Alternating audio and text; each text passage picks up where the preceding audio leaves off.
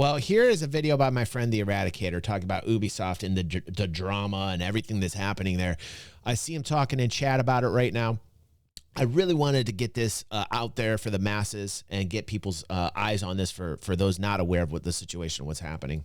That it is safe to say that 2022 was not a great year overall, and especially in the gaming industry. Alarming inflation rates have dramatically decreased the purchasing power of households, and as a result, people have just not had the same level of disposable income as they used to. And as a result, spendings were cut where it was deemed most frivolous or unnecessary.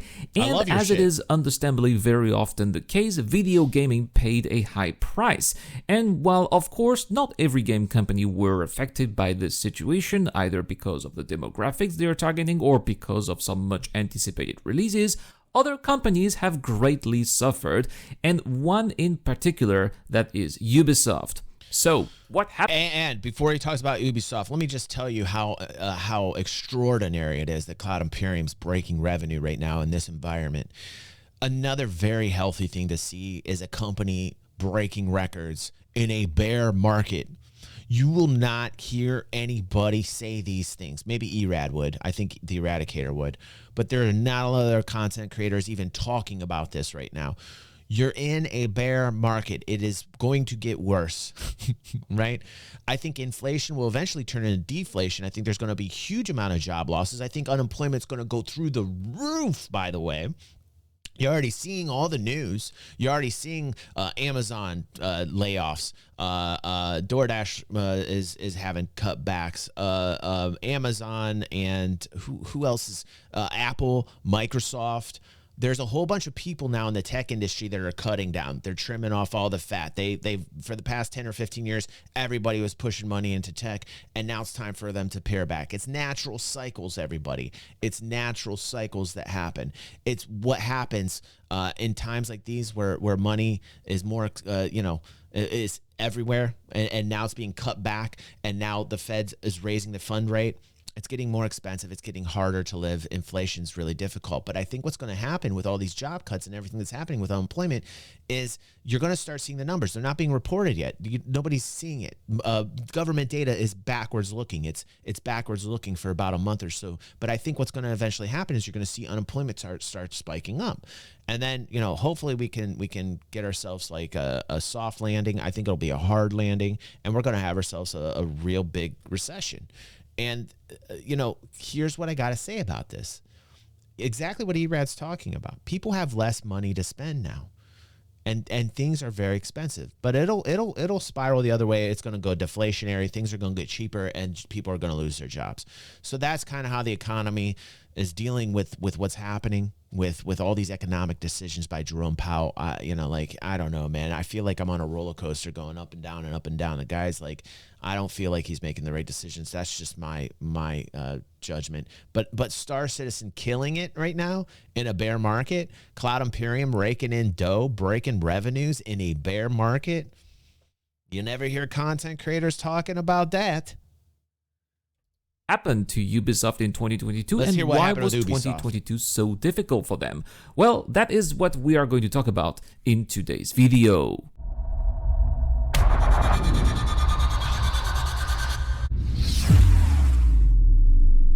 So, last week, Yves Guillemot, the CEO of Ubisoft, held a shareholders meeting where it was revealed that the company had suffered a loss of a whopping $500 million over the past year, falling way behind their yearly objective of a profit growth of 10%.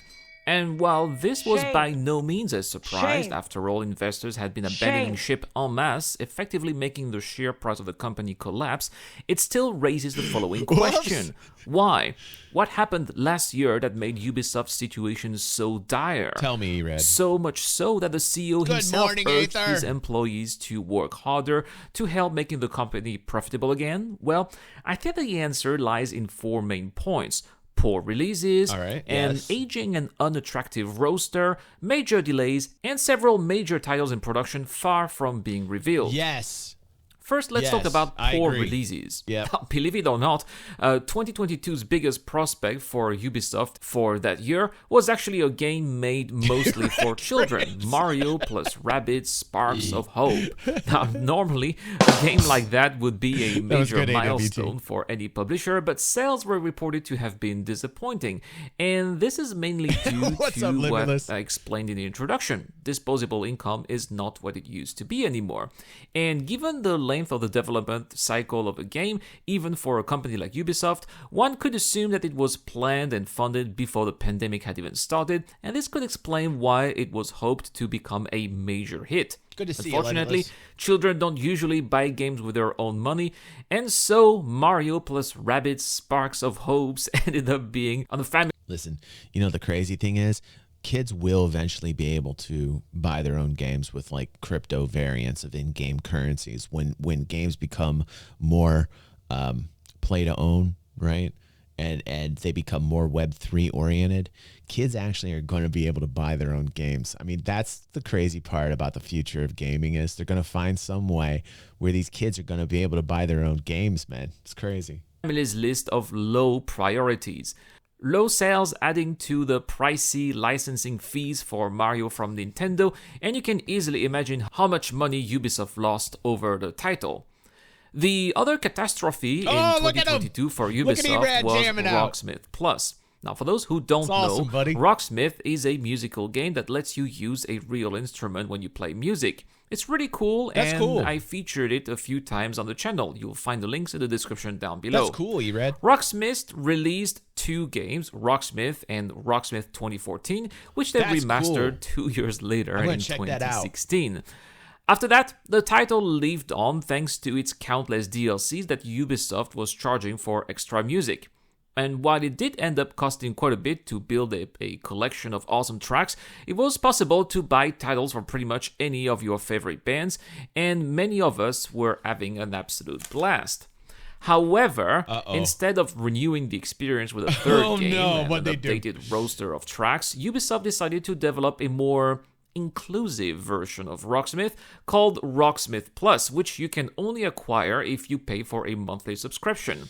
That would have been fine if the songs selected had been as great as those offered in the previous iterations of Rocksmith, but but they unfortunately sucked. Ubisoft dropped the ball and instead has only been offering thousands of obscure songs from B-listers. Oh no, what did they do? What did they do? I hate that. Nothing is worse than that. That's like Netflix bringing in commercials, or that's like Netflix making series so that they don't have the entire episodic journey and they only release week by week. I hate that. Just give me all of it in one block and let me go through it. Let me munch it all up. Like, I can't stand. I gotta wait a week. I gotta wait a week. I gotta wait a week. These guys, they're doing that now because they realize the only model that keeps people sitting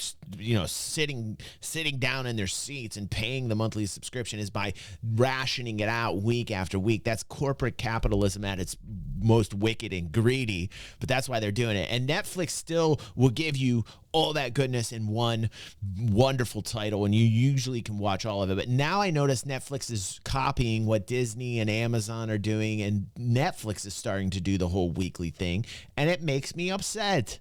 It makes me upset because it's reverting back to the television I knew in the 80s and 90s. We went full circle. We did a giant 360. We did a giant 360. Yeah, that was DG. All right, and back to the show. Put it mildly, that most people have never heard of. When I reviewed it, I gave it a generous 6 out of 10, hoping that throughout the year Ubisoft would rectify the trajectory, but so far they have not, and of course the word is spreading and players are returning to older versions of Rocksmith, and the fact that this video here that explains how to play Rocksmith 2014 with a normal jack is actually this channel's most viewed video is a perfect example that illustrates the problem. Yes, E-Rad. Yes, dude.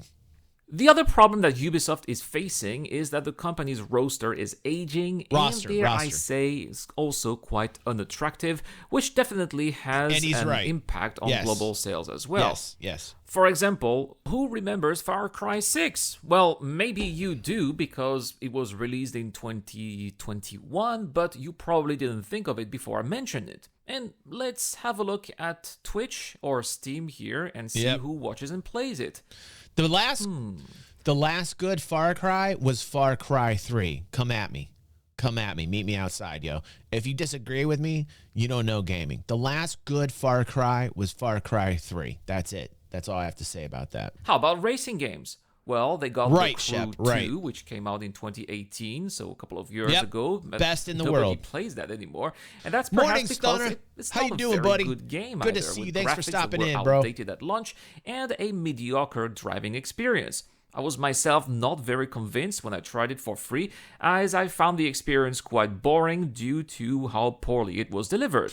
Now, how about strategy games? Well, the Anno series is not doing much better, still featuring some gameplay from over a decade ago, if not more, and technically they are being taken over by some very good indie games like Father's Frontier or Manor Lords, which offer a better immersive experience and also have curved roads. Come on, Ubisoft. It's 2023 now. You've got to give us curved roads in your second building. Right. I would say that Ubisoft has perhaps one franchise that has kept them afloat, and that is Assassin's Creed. But even their crown jewel seems to be in jeopardy, as they've been trying to cater to the Chinese market at a time when the central government is waging a war on video gaming, calling it the opium of the minds. Seriously, they are, dude.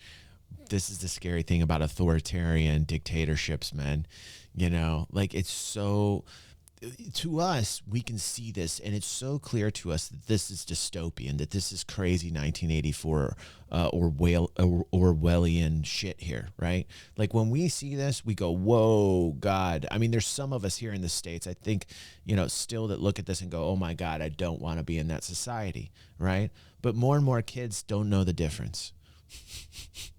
And as we die off, I think my concern with America is that when they look at stuff like this, it won't hit them straight in the face anymore, that they'll forget, right? It's a whole new generation. I think it's our responsibility as adults to teach our children the importance of freedom of speech, of individuality, right? Of expressing yourself and being able to respectfully and doing it in a way that doesn't limit you, because in these types of formats and these types of governmental setups where they're dictatorships and they're authoritarian, creativity gets squashed, imagination gets squashed, innovation gets squashed. Why do you think the Chinese copy everybody's shit? Why do you think they have so many espionage agents? The government's going out stealing everybody's imagination, and they're bringing it back to China. Where's the innovation coming from China? Where's the invention? Right? It's all authoritarian. It's all dictatorship, and they limit their people. They limit their ability to create because of that setup. And then there are the delays. In 2022, Ubisoft was planning to release Avatar: Frontiers of Pandora, Skull and Bones, and we were also hoping to hear from Beyond Good and Evil 2. None of that ever happened. Worst of all, it appeared that Skull and Bones, a game that they've been working on for almost a decade now, failed to get the momentum that the studio had hoped it would gain when they communicated about it last year due to questionable communication choices and a lack of proper dedicated spokespeople, which is very bizarre for a company like Ubisoft. Yes, I mean, listen to this. Dude. The vultures are circling. Speaking of delays, we've also learned that Skull and Bones, which was pushed back to March of this year after originally being scheduled to release in November of last year, I remember watching that with you, dude. Had been delayed once again into an unknown date, soon to be announced further this year. And quite frankly, given how many times this game has been delayed, it's a miracle that it has not become a meme at this point. Unless that is because players, just like the rest of the Ubisoft roster, don't care about it so much anymore. Yep. And given Ubisoft's difficulty to generate hype around their titles, it wouldn't be surprising. So, Ubisoft roster is made of aging and washed-up franchise, and therefore, in order to remain relevant, the company has no choice but to offer something new and strike hard at the same time. And that is going to be made with brand new AAA games that could potentially offer players with an experience they've been dreaming about but have never had before. In other words, Ubisoft has had no other choice but to take risks, and the problem with risks is that you can't know until it's too late whether or not they are going to pay off or not. Yep. We know that Skull and Bones and Beyond Good and Evil 2 and Avatar Frontiers of Pandora are three very ambitious titles that brought the company its fair share of headaches. But there is a fourth title we know of, and that is the Star Wars open world MMO that they are developing as well. They're going to screw it up. to be No Man's Sky, but in a Star Wars. No.